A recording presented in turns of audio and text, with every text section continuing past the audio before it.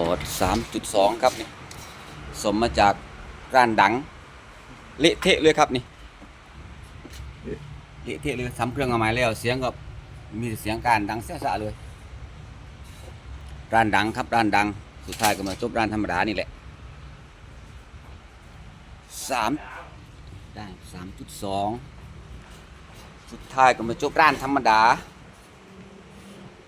ร้านดังเนาะใครๆก็อยากเข้าดิร้านดัง3.2นี่แกเพิ่งมาครั้งแรกเด้นี่